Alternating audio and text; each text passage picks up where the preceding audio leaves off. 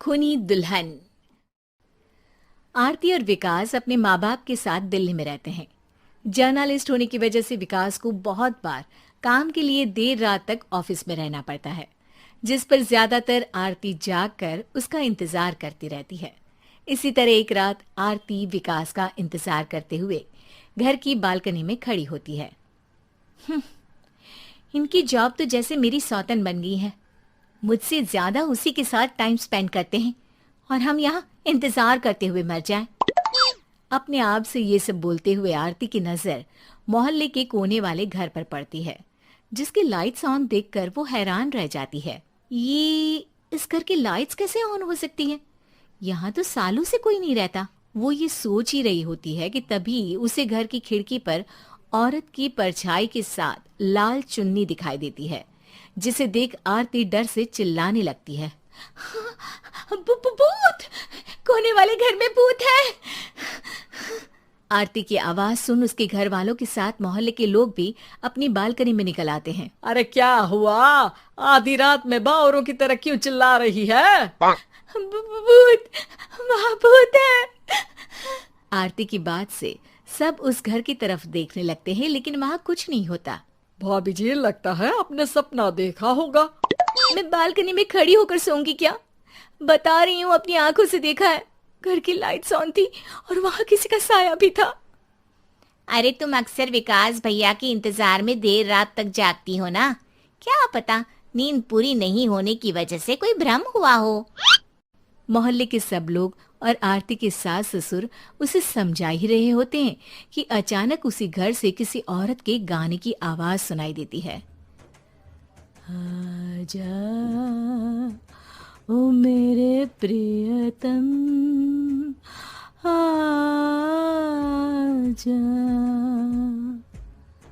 आवाज सुन सब हैरानी और कंफ्यूजन से उस घर की तरफ देखने लगते हैं कि तभी उन्हें लाल जोड़े में औरत का साया वहां दिखता है, जिसे देख पूरा मोहल्ला सकते में आ जाता है। अरे ये तो कोई दुल्हन है। अरे नहीं नहीं, भूत नहीं है। अरे फिर तो पक्का तेरी दुल्हन है। अरे नहीं नहीं, वो तो मायके गई है। हद है, पहले इससे निपट ले, बाद में इस पर डिस्कशन कर लेना। बड़ा भ्रम बोल रहे थे ना, अब फटी ना सबकी। और नहीं नहीं, मैं किसी से नहीं डरता भाभी जी। भूत जैसा कुछ नहीं होता। या तो इस घर के मालिक यहाँ आ गए हैं, या फिर किसी ने खाली घर देख कर कब्जा कर लिया है। हमें वहां जाकर देखना चाहिए।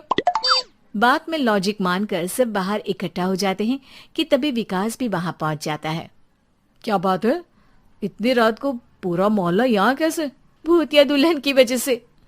क्या तुम्हारे अलावा भी कोई दुल्हन भूतिया हो सकती है?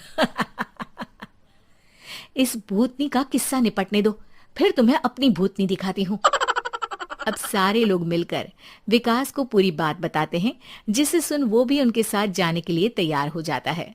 जिसके बाद वो सब डरते हुए उस घर के सामने जाकर खड़े हो जाते हैं। तुम सब यहीं रुको, मैं अंदर जाता हूँ। अकेले जाओगे? अरे नहीं नहीं, आप सबकी नकली भूतनी भी तो होगी ना मेरे साथ।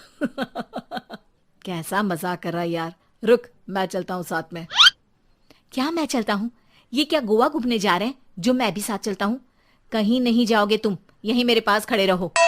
बहू सिचुएशन समझो। हाँ, घर जाकर सुना लेना। हे भगवान, मम्मी तुम किसकी मम्मी हो? ओ, इन्हें सब कुछ अभी करना है क्या? नहीं, यहाँ पंचायत बिठा देते हैं आपके परिवार के लिए। इस पर मामला शांत करके अब वो लोग इधर उधर से घर के अंदर झांकने की कोशिश करते हैं। उन्हें घर के अंदर लाल जोड़ा, सिंदूर और मंगलसूत्र के साथ चारों तरफ खून बिखरा हुआ दिखता है। इसे देखकर सबकी हवाइयां उड़ जाती है। भाई ये सब क्या है? अब तो मुझे भी डर लग रहा है। आ गए मरने, अब तुम्हें मुझसे कौन बचाएगा? उस नजारे के साथ सोने पर सुहागे की तरफ भूतनी की आवाज सुन वो सब तुरंत वहां से भाग खड़े होते हैं। ये सब क्या था?